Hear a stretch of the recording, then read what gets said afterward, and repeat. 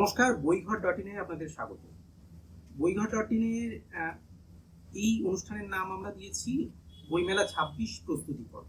আমরা সবাই জানি কলকাতার ৪৯তম আন্তর্জাতিক কলকাতা বইমেলা, যার ঘোষণা হয়ে গেছে এবং প্রকাশকদের দপ্তরে তার কিছু এসে গেছে স্টলে। তো সেই প্রাক লগ্নে আমরা এসে পৌঁছচ্ছি বিভিন্ন প্রকাশকদের কাছে, তাদের অন্দরমহলে, যে তাদের এই বছর বইমেলায় ২০২৬ কলকাতা বইমেলার মাঠে কি কি বই আমরা তাদের কাছ থেকে প্রত্যাশা করছি, তারা আমাদের সামনে নিয়ে আসছেন সেই খবরগুলি। প্রতিবারই আমাদের এই প্রচেষ্টাটা থাকে, এবছরও আমরা যথাযথভাবে সেই প্রচেষ্টায় সামিল হয়েছি এবং আমাদের সাথে সামিল হচ্ছেন বিভিন্ন প্রকাশক বন্ধুরা, দাদারা। তো আজকে আমরা উপস্থিত হয়েছি পার্চমেন্টের দপ্তরে। পার্চমেন্টের ফাল্গুনী ঘোষ, তিনি প্রকাশনার কর্ণধার, এবং ফাল্গুনীদার অফিসে আজকে আমরা এসেছি তাদের বইপত্র নিয়ে আপনাদের সামনে জানাতে, যে তাদের কি কি বই প্রকাশ পাচ্ছে। তো ফাল্গুনীদা নমস্কার, আমাদেরকে এই ব্যস্ত সময়ের মধ্যে এতটা সময় দেওয়ার জন্য। ঠিক আছে, আমরা জানি একটা চূড়ান্ত ব্যস্ততা চলছে, শেষ মুহূর্তের প্রুফ লেআউট সমস্ত কিছু নিয়ে প্রেসে যথাযথভাবে বই হাতে পায়, বইমেলার মাঠে, মানে মাঠে গিয়ে যেন দেখা পাচ্ছে না এই জিনিস না হয়। হ্যাঁ, ঠিক আছে, সেই জিনিসটা নিয়ে তা আমরা বেশি খুব কথা বাড়াবো না। আমরা একটা প্রথম প্রশ্নে চলে আসি। সাধারণত যে পার্চমেন্ট বইমেলায় তো বেশ কয়েক বছর ধরে, গত কয়েক বছর ধরে এককভাবে, এবার পঞ্চমবার। ঠিক আছে, তো আমরা এক এক করে বইয়ের ডাইরেক্ট চলে আসি, যেটা নিয়েই পাঠকদের আগ্রহ মূলত। ঠিক আছে, তো এবছর ২০২৫ থেকে আমরা ভাবছি, মানে ২০২৫ বইমেলা শেষ হয়েছে, তারপর থেকে ২০২৬ পর্যন্ত যা যা বই প্রকাশ হয়েছে, যারা বইমেলার মাঠে ২৬-এর বইমেলার মাঠ, মানে যে বইগুলো প্রথম ২৬-এর বইমেলার মাঠ দেখবে। একদম। তো যেটা হয়েছে, পার্চমেন্ট মূলত ইতিহাসধর্মী কাজ করে, তার সঙ্গে আরো অন্য ধরনের কিছু বই হয়, কিন্তু তার সংখ্যা কম। তো তার কিছু বই নিয়ে আমরা একটু কথা বলি। যেমন একটি বই যেটা পার্চমেন্টের প্রায় আইকনিক বই বলা যায়, যে মিথ পঞ্চদশ। এটা প্রথম বেরিয়েছিল ২০১৮ সালে, প্রথম খণ্ড বেরিয়েছিল, দ্বিতীয় খণ্ড বেরোচ্ছে, এবং মাঝখানে লকডাউন ইত্যাদির জন্য ফিল্ড সার্ভে করা যায়নি ইত্যাদি। এবার দ্বিতীয় খণ্ড বেরোচ্ছে, মিথ পঞ্চদশ ২। এবং আমরা আশা করছি যে মিথ পঞ্চদশের যে প্রথম খণ্ড, সেটাকে পাঠকরা বিপুলভাবে একটা প্রশ্রয় দিয়েছিলেন, এটাও সেভাবেই গৃহীত হবে বলে আমাদের আশা। কৌশিক দত্তের মিথ পঞ্চদশ, মন্দিরের মিথ, মিথের মন্দির। মানে প্রথমটা ছিল একই বিষয়টা। এতে প্রত্যেকটা বইয়ে ১৫টা করে মন্দির রয়েছে, এবং সেই মন্দির এবং তার সংলগ্ন, মানে ভারতে, মানে পশ্চিমবঙ্গে, এবং সেই মন্দিরগুলো এবং তার সংলগ্ন অঞ্চলের ইতিহাস খুঁজতে খুঁজতে সেই মন্দিরগুলোর উৎস, তাকে ঘিরে জড়িয়ে থাকা নানান মিথ, এই জায়গাগুলোকে বলা হয়। মানে মিথকে ইতিহাসের কম্পোনেন্ট করে এই কাজ। আর একটা, এবার তো রবীন্দ্রনাথের রক্তকরবী প্রকাশের ১০০ বছর হলো, নানান রকম কাজ হচ্ছে।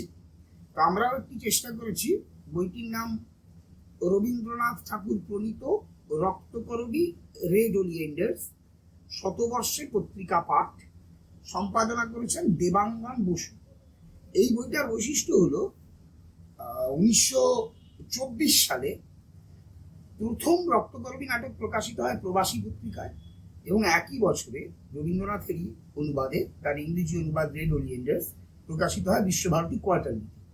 এটা হচ্ছে সেই যে প্রথম যে প্রবাসীতে প্রকাশিত হয়েছিল এবং তারপরে বিশ্বভারতী কোয়ার্টারলিতে, এই দুটোরই সরাসরি প্রবাসী এবং বিশ্বভারতী কোয়ার্টারলি ফ্যাক্সিমিলি এডিশন। আচ্ছা। এবং তার সঙ্গে পরিশিষ্টে এখানে রক্তকরবী এবং রেড ওলিয়েন্ডার্স সম্বন্ধে রবীন্দ্রনাথ নিজের দীর্ঘ আলোচনা, পত্রিকা পাঠের সঙ্গে প্রথম যখন বই হলো তার যে পাঠভেদ, এই সমস্ত কিছুকে এখানে একসঙ্গে উপস্থিত করা হয়েছে। আমরা কি একটু বইগুলোর দাম? হ্যাঁ, নিশ্চয়ই। তাহলে আমরা মিথ পঞ্চদশটা একবার বলি আবার, যে মিথ পঞ্চদশের মুদ্রিত মূল্য হচ্ছে 450, আর রক্তকরবী যেটা 700। এটি একটি অদ্ভুত বই। বইটির নাম কর্কট ক্রান্তিকাল, লেখক কল্যাণ কুমার নন্দী। যেটা হচ্ছে ক্যান্সার, এই নামটা শুনলেই তো একটা অসম্ভব ভয়, ভীতি, এবং এটা একটা আবছা জগৎ আমাদের কাছে। এটা এমন একটা ন্যারেটিভ যেখানে একজন ক্যান্সার আক্রান্ত মানুষ তার এবং তার কাছের মানুষদের এই যে দীর্ঘ জার্নি চিকিৎসা, সেইটার মনস্তত্ত্ব, তার চিকিৎসা পদ্ধতি, তার বিভিন্ন ক্যান্সার কেন্দ্রিক যে বৈজ্ঞানিক খোঁজ খবর, সেই সমস্তটা নিয়ে এটা একটা অদ্ভুত ন্যারেটিভ। একজন পেশেন্ট বাকি অন্যান্য এবং তার না, একজন পেশেন্ট এবং তার যে কাছের মানুষেরা, পরিবারের মানুষেরা, তারা আক্রান্ত না তারা আক্রান্ত না, তারা কিন্তু একজন পেশেন্ট, ধরা যাক আমাদের বাড়িতে যদি কেউ একজন এরকম আক্রান্ত হন, বা আমরা যদি নিজেরাই কেউ আক্রান্ত হই, শুধু তো আমার ক্রাইসিস নয়, আমার আত্মীয় স্বজন, আমার পরিজন, তাদেরও তুমুল একটা ক্রাইসিস। সেই যে মনস্তাত্ত্বিক ওঠাপড়া এবং তার সঙ্গে ক্যান্সার সংক্রান্ত বৈজ্ঞানিক তথ্যের সন্ধান, এই পুরো বিষয়টা নিয়ে এই কর্কট ক্রান্তিকাল ন্যারেটিভটা তৈরি হয়েছে। এটার দাম হচ্ছে 500 টাকা। আচ্ছা, পরের বইতে যাই। খুবই মজার একটা বই। হ্যাঁ, এটার নাম রু নামে কেউ নেই, লেখক অর্পণ চক্রবর্তী।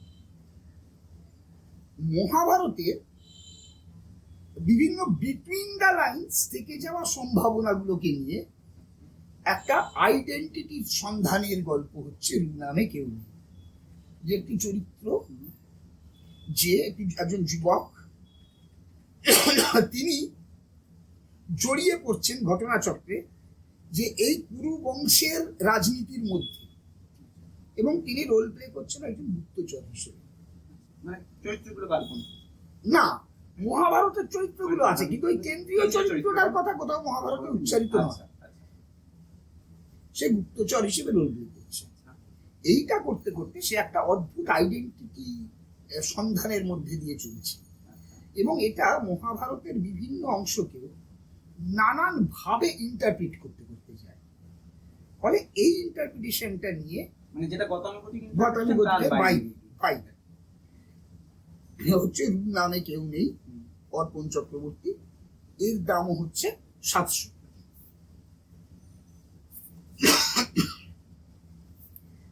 এই কাজটা আমাদের বহুদিন আগে হওয়ার কথা ছিল, হয়নি, শেষ পর্যন্ত এই বই মেলার আগেই হলো। উত্তরবঙ্গের লুপ্তপ্রায় লোকবিশ্ব, এটা সম্পাদনা করেছেন সঞ্জয় সাহা।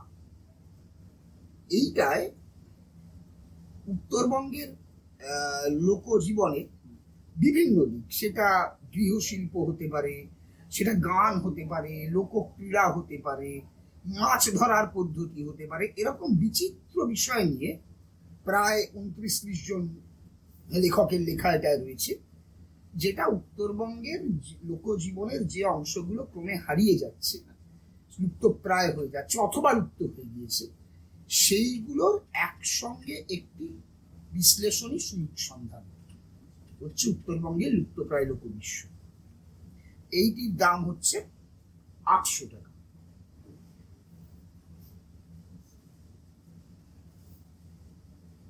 এরপর আমরা একটি বইয়ে আসি। এই বইটি যদিও গতবার কলকাতা বইমেলার পরে পয়লা বৈশাখের ওই সময়টায় বেরিয়েছিল, কিন্তু মানে 2026-এর মাঠ এই বইও প্রথমবার দেখবে আর কি। এটা হচ্ছে ওই পাথুরিয়াঘাটা ঠাকুরবাড়ির যে পাথুরিয়াঘাটা ব্রাঞ্চ, সেখানে শ্রী সৌরীন্দ্র মোহন ঠাকুর, যিনি নিজেকে বলতেন মিউজিক ডাক্তার, মানে সঙ্গীতবিদ ছিলেন, তো তার লেখা একটি বই ভিক্টোরিয়া গীতিমালা। বইটার নাম আমরা দিয়েছি ভিক্টোরিয়া গীতিমালা, ভিক্টোরিয়া তোষণ বন। এটা সম্পাদনা করেছেন অরুন্ধতী দাস। এইটা হলো খুবই মজার যে একেবারে মহারানী ভিক্টোরিয়াকে তোষণ করতে গিয়ে সৌরীন্দ্রমোহন ঠাকুর টুকরো টুকরো গানে ইংল্যান্ড রাজবংশের ইতিহাস লিখে ফেলেন। এবার সৌরীন্দ্রমোহনের যে অংশগুলো, মানে টুকরো টুকরো গানগুলো বাংলায়, সেইগুলো আমরা কিন্তু ফ্যাক্সিমিলিতেই দিয়েছি, এবং গানের সাথে একদম এবার টিকা, তার সঙ্গে টিকা চলতে চলতে দিয়েছে। ফলে এইটা ঔপনিবেশিক বাংলা সাংস্কৃতিক চর্চার ইতিহাসে একটা খুব খুব গুরুত্বপূর্ণ ডকুমেন্ট। এর দাম 575। আচ্ছা, এইবার আমরা একটু কয়েকটা অন্য ধরনের বইয়ের প্রসঙ্গে আসি। সেটা এগুলো সমস্ত ইতিহাস ভিত্তিক হ্যাঁ, হ্যাঁ, গবেষণাধর্মী বই। হ্যাঁ, হ্যাঁ, আমরা একই। পেলাম। আচ্ছা, এইটা উত্তর তীর্থ, লেখক অমিতাভ চক্রবর্তী। অমিতাভ চক্রবর্তীর বই আমাদের এখানে খুবই জনপ্রিয় হয়েছে এর আগে, কারণ অমিতাভ চক্রবর্তী মূলত বিজ্ঞান লেখক। হ্যাঁ, উনি ওই আইনস্টাইন, হাইজেনবার্গ, তারপর হাইজেনবার্গের আকাশ, বিজ্ঞানী একাদশ, এইগুলো। কিন্তু এই যে আমরা এই লেখক পরিচিত এটা লিখেছি যে মূলত বিজ্ঞান লেখক হিসেবেই তার খ্যাতি ও পরিচিতি, কিন্তু কথা আছে যে রাধে সে চুলো বাঁধে। তাই ভ্রমণের নেশায় আবাদ মস্তক নিমজ্জিত এই মানুষটি এই বইয়ে ধরে রাখতেন তার এক ভ্রমণ পর্বের অভিজ্ঞতা, তার স্বভাব সিদ্ধ ঝরঝরে গদ্যে। মানে ইনি তার 38 বছর বয়সে ওই সে আগে যেমন হতো, মানে বাসে করে দল বল নিয়ে পাড়ার সবাই ভ্রমণে বেরিয়ে পড়লো, তা তিনি ওরকম বাসে করে উত্তর ভারতে নানান জায়গায় ঘুরে বেড়াচ্ছেন। ওনার 38 বছর বয়সে ঘুরে বেড়াচ্ছেন, এবং ঘুরে বেড়াতে গিয়ে নানান জায়গা দেখছেন, সেখান সম্বন্ধে সেই জায়গাগুলো সম্বন্ধে নানা রকম অনুভূতি তৈরি হচ্ছে, তার অদ্ভুত অদ্ভুত বিচিত্র চরিত্র, ছবি, সেইগুলো নিয়ে হলো উত্তর তীর্থ। মানে এটা কি বলবো, সেই সময় ডকুমেন্টেড ছিল নাকি স্মৃতি থেকে? না না, ওটা ওই সময় উনি কিছু ডায়েরি লিখেছিলেন, সেগুলোকে ধরে সেই ডায়েরিগুলোকে অনুসরণ করে এখন আবার লেখা। তো অমিতাভ চক্রবর্তীর উত্তর তীর্থ, এটার দাম 265 টাকা। আচ্ছা, আরো দুটো বইয়ের ব্যাপারে বলি। একটি হলো এটি শাশ্বতী মজুমদারের লেখা, বইটির নাম পরিত্যক্ত। এটা একটি গল্পের সংকলন, এবং এটায় 1 2 3 4 5 6 7 8 8টা গল্প আছে এই বইটা। এই শাশ্বতী মজুমদারের প্রথম বই স্থানীয় সংবাদ, এটা আমরা 2018 বার করেছিলাম, এবং বইটি বেরোনোর পরেই যেটা হয় যে আমাদের পাঠকদের যে চেনা কমফোর্ট জোন, এই কমফোর্ট জোনটা ভাঙচুর করে শাশ্বতী একভাবে একটা অদ্ভুত ন্যারেটিভ তৈরি করে। তো তারপরে গল্পের সংকলন, এবার এই স্থানীয় সংবাদের পরে 2018 স্থানীয় সংবাদ, এবং তারপরে এই 2025 এসে ওনার দ্বিতীয় বই বেরোলো পরিত্যক্ত। আর স্থানীয় সংবাদেরও আমরা একটা দিক মানে সংস্করণ বার করলাম, বেশ কিছু পরিমার্জন ইত্যাদি উনি নিজেই করেছেন।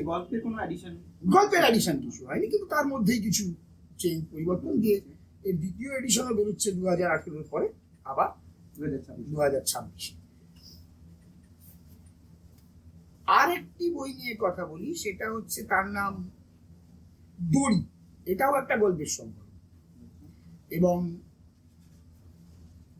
এই বইতেও 2 4 6 8 9টি গল্প আছে, এবং লিখেছেন রাজীব দে রায়। রাজীব দে রায় বিভিন্ন পত্রপত্রিকায় দীর্ঘদিন ধরেই লিখছেন। তো এটা কিন্তু গ্রন্থ তার এটাই প্রথম, তার প্রথম বই। হ্যাঁ হ্যাঁ হ্যাঁ, বইয়ের হিসেবে হ্যাঁ একক বই ডেবিউ। তো এটা লিখছেন, এবং এই রাজীব দে রায়ের গল্পে একটা অদ্ভুত বৈশিষ্ট্য আছে। উনি না আমাদের চারপাশে মানে ছড়িয়ে থাকা ধর খুব সাধারণ সাধারণ ঘটনা, যেগুলো হয়তো আমাদের এমনিতেই চোখ এড়িয়ে যায়, সেরকম খুব সাধারণ জায়গা থেকে অসাধারণ সব প্লট খুঁজে পেয়েছেন, মানে সেটা অদ্ভুত খোঁজ এবং অদ্ভুত ন্যারেটিভ। তো সেই নিয়ে এইটা হচ্ছে। আরো একটা বইয়ের প্রসঙ্গ বলি, যে বইটা আমাদের প্রেসে রয়েছে। আসলে আমরা এবার যেটা করেছিলাম, এই যেটা প্রথমেই কথা হলো, যে এমন কোনো বই যেন না হয় যে যেটা আমরা এখানে ভাবছি বলছি কিন্তু সেটা মাঠে গিয়ে দেখা গেল না। সেই কারণে এবার আমরা একটা আমরা যেহেতু ইতিহাস ভিত্তিক কাজ করি না, তার ফলে এই যে টিকা, ভূমিকা, পরিশিষ্ট, এইগুলো তো প্রচুর থাকে, ফলে সেগুলোকে চেক করা, ক্রস চেক করা, ফলে একটা বই করতে অনেক বেশি সময় লাগে। মানে যেটা আমরা একটা ফিকশনের মতন অনায়াসে ছেপে দিতে পারি না, জাস্ট টুক করে ছেড়ে দিলাম, এটা হয় না। কপি এডিটিং এর একটা পিয়ার রিভিউ, কপি এডিটিং এর একটা বড় সময় যায়। ফলে এবার আমরা আমাদের যে লেখক, সম্পাদক, অনুবাদক যারা ছিলেন তাদের আমরা বলেইছিলাম যে অগাস্ট মাসের 30 তারিখ রাত্রি 12টা, দিস ইজ ডেডলাইন, এর মধ্যে সম্পূর্ণ পাণ্ডুলিপি আসতে হবে। তারপরে হলে বই নিশ্চয়ই হবে, কিন্তু হয়তো বইমেলা হবে কিনা কথা দিতে পারছি না। কারণ বইগুলো আমাকে তার আগে করতে হবে এবং প্রত্যেকটা একটা বই লক্ষ্য নিয়ে এগোনো উচিত। এবং প্রত্যেক যে বইমেলার আগে আমাকে বইগুলো করতে হবে 1 নম্বর। 2 নম্বর, বইগুলোয় আমার অথেন্টিসিটি যেন যথাসম্ভব বজায় থাকে। ফলেই আমরা এটা বলেছিলাম এবং আমাদের এই লেখক সম্পাদক অনুবাদক সেটা একদম মেনটেন হয়েছে, মানে সাড়া দিয়েছে। ফলে এইরকম আর যে বইটি প্রেসে আছে বলছিলাম, নটি বিনোদিনী রচনা সংগ্রহ, ওটা রটি বিনোদিনীর যাবতীয় লেখা নিয়ে কাজ। তবে এই পুরোনো বইগুলোর ক্ষেত্রে সংগ্রহ বলাটাই আমি প্রেফার করি, কারণ এত পুরোনো তো হয়তো দেখা গেল 5 বছর পরে কোনো একটা সেই সময় প্রাচীন সাময়িক পত্রে এক টুকরো লেখা বেরোবে, ফলে তো সমগ্র বলা খুব কঠিন। তো সেই জন্য আমরা সংগ্রহই বলি। আর সেটি সম্পাদনা করছেন আমাদের এই কলকাতা এবং আঞ্চলিক ইতিহাসবিদ গৌতম বসু মল্লিক। হ্যাঁ, তো গৌতম দা যেটা করেছেন, এবার এই নটি বিনোদিনীর লেখা নিয়ে এর আগেও বিভিন্ন বই বেরিয়েছে, তাহলে আবার একটা বই কেন? এবার এটা আমরা যদি একটু পাশ্চাত্যের দিকে তাকাই, আমরা দেখবো একই টেক্সটের বিভিন্ন অনুবাদ, বিভিন্ন এডিটেড সংস্করণ হয়। কেন হয়? এই কারণে যে আমি একটা টেক্সটকে, একটা ঐতিহাসিক টেক্সটকে কত রকম ইন্টারপ্রিটেশনে দেখতে পাচ্ছি, কত দিক থেকে আমি সেটাকে বিশ্লেষণ করতে পারি। এক একটা এডিশনে এক একটা দিক তৈরি আছে। ওনার লেখার সংগ্রহ, তার সঙ্গে লেখাগুলো ধরে ধরে বিস্তারিত টিকা, দীর্ঘ ভূমিকা, এবং এইটা একেবারেই যেটা মূল লক্ষ্য, যে বঙ্গ রঙ্গমঞ্চের ইতিহাসকে মাথায় রেখেই গৌতম বসু মল্লিক তার টিকাগুলোকে সাজিয়েছে, এবং তার সঙ্গে বেশ কিছু ছবি স্বাভাবিকভাবেই। এবার এই বইটি এখন প্রেসে রয়েছে। হ্যাঁ, বইমেলা নিশ্চিন্ত মাঠে নিশ্চিন্ত। মানে এটা আমাদের আসলে আগের বারের অভিজ্ঞতা থেকেই আমরা বুঝেছিলাম, যদিও আমাদের আগের বারও সব বই মাঠে পৌঁছেছে, কিন্তু শেষ দিকে না মানে প্রেস এত চাপে থাকে, অসংখ্য বই আছে, বলে এইটা আজকে হচ্ছে না, এইটা কালকে হচ্ছে। সুতরাং এইবার আমরা ওই অগাস্ট 30টা বলেছিলাম যে হোক ডেডলাইন, পরে আমরা এইভাবে কাজগুলো করছি আর কি। এই হচ্ছে বিষয়। মোটামুটি আমরা কতগুলো নতুন বই এবার পাচ্ছি বইমেলার মাঠে? 14-15টা তো 14-15টা নতুন বই আমরা বইমেলার মাঠে তুলে একদম। আমরা তাহলে জানতে পারলাম পার্চমেন্ট প্রকাশনার এবছরের বইমেলার বইগুলোর খবর। এই সমস্ত খবর আপনারা যেমন এই ভিডিওর মাধ্যমে পেলেন, আমাদের বইঘর.in-এর একটা হোয়াটসঅ্যাপ চ্যানেল আছে এবং পার্চমেন্টের যে সোশ্যাল মিডিয়া প্রোফাইল, সেখানেও আপনারা সমস্ত আপডেট পাবেন, এবং বইঘর.in-এর হোয়াটসঅ্যাপ চ্যানেলেও আপনারা এই সমস্ত বইয়ের আপডেট পাবেন। আর একটা কথা আমরা জিজ্ঞেস করে রাখি যে বইমেলা চলাকালীন তো আমাদের বইঘর.in-এর অর্ডার কার্য বইমেলার মাঠ থেকে আপনার বাড়ির গেটেও কিন্তু বইমেলা চলাকালীন যারা একান্তভাবে বাংলার বাইরে আছেন, যারা বইমেলার মাঠে হয়তো উপস্থিত হতে পারবেন না, তারা কিন্তু বইমেলা চলাকালীনও আমাদের সাইটে অর্ডার দিতে পারবেন এবং আপনাদের কাছে বই পৌঁছে যাবে বইয়ের অ্যাভেলেবিলিটির উপর। কারণ বইমেলার মাঠ থেকে কিরকম বই বেরোয়, হ্যাঁ হঠাৎ দেখলাম একটা বই 200 বই বিক্রি হলো, সেটা অন্য কথা, কিন্তু স্বাভাবিকভাবে থাকবে সমস্ত পরিষেবা, সমস্ত পরিষেবা। শুধুমাত্র বইমেলার সময় কলেজ স্ট্রিটে আমাদের দপ্তর বন্ধ থাকবে, আদারওয়াইজ অনলাইন যা সার্ভিস, কারণ বইঘর.in-এ সারা বছর আমাদের বই পাওয়া যায়, সুতরাং সেই সার্ভিস অব্যাহত থাকবে। এর পরের আপডেট আসবে যে পার্চমেন্টে এবার বইমেলার চিঠি তো পেয়ে গেছে, লটারির দিনও ঠিক হয়ে গেছে 30শে ডিসেম্বর লটারি, এবং এরপরে আমরা খবরটা দেবো যে স্টল নম্বর কত হচ্ছে, স্টলের লোকেশন কি হচ্ছে, কোন গেট দিয়ে ঢুকবে, সমস্ত আপডেট সেগুলো বইঘর.in প্ল্যাটফর্মে আপনারা পেয়ে যাবেন, এবং প্ল্যাটফর্ম থেকে আপডেট। আর এই সূত্রে আরো একটা কথা বলে রাখি, সেটা হচ্ছে যে আমরা কিন্তু যখন মেলায় স্টল করি, আমরা এটা পরিষ্কার বলি, আমাদের 2-3টে চেয়ার বাড়তি ভাড়া করা হয়, মানে যাতে কোনো আগ্রহী পাঠক, তিনি হয়তো তখনই বইটা কিনতে পারছেন না বা ইত্যাদি, তারা ওখানে আসুন, এসে বসে বই পড়ুন। দরকার হলে একটা বই একদিনে পড়ে উঠতে পারলেন না, পর 4 দিন আসুন, 4 দিন বসে বইটা শেষ করুন। মানে সেটাও কিন্তু আমরা বইটা পড়ানো নিয়ে একদম একদম একদম সবসময় সবাই যে সব বই কিনে ফেলতে পারবেন না, তাহলে তো আমাদের নিজেদের দিয়েই বলতে হয় যে বইমেলার হাজার হাজার বই কি আমরা নিজেরা কিনে ফেলতে পারছি না। সুতরাং কিন্তু বইটা পড়া, বইগুলো সম্পর্কে আপনাদের জানিয়ে দেওয়া হলো, তাহলে আপনারা একটা শর্ট লিস্টিং করতে পারবেন যে কার কোন বিষয়ে আগ্রহ, সেই বইটা স্টল নাম্বার জানতে পারলে সেই স্টলে গিয়ে আপনারা বইটা হাতে নিয়ে দেখুন, তারপরে সিদ্ধান্ত নিন। আপনাদের একটা আগাম পূর্বাভাস দিয়ে দেওয়া হলো যে আপনাদের সিদ্ধান্ত নেওয়ার জন্য। যে কি বই আছে। হ্যাঁ, একদম একদম। এতে আর একটু কাজটা হয়তো সহজ হবে। আপনারা যদি এই কাজটা আমাদের ভালো লাগে তাহলে অবশ্যই আমাদের ইউটিউব চ্যানেলটা একটু সাবস্ক্রাইব করে দেবেন। আমরা এরকম আরো প্রকাশক বন্ধুদের, দাদাদের, দিদিদের তাদের কাজকর্ম আপনাদের সামনে তুলে ধরার চেষ্টা করব। তাহলে বইমেলার মাঠে আমাদের দেখা হচ্ছে। অবশ্যই সেখান থেকেও আমরা নিশ্চয়ই আবার লাইভে আসবো বা ভিডিওতে আসবো। 22শে জানুয়ারি থেকে 3রা ফেব্রুয়ারি করুণাময়ী বইমেলা। বইমেলা প্রাঙ্গণে। বেশ, ধন্যবাদ ফাল্গুনিটাকে, Thank অনেক you, ধন্যবাদ। thank you, আমরা দেখতে Dean. পাচ্ছি আমরা দপ্তরে বসে আছি এবং সেখানে অলরেডি কাজ চলছে। প্রীতি অন্যতম সহযোগী কর্মী 5 মিনিটের যে কাজ চালিয়ে যাচ্ছে। আমরা পরবর্তী এপিসোড নিয়ে আসবো আবার, সঙ্গে থাকুন। ধন্যবাদ।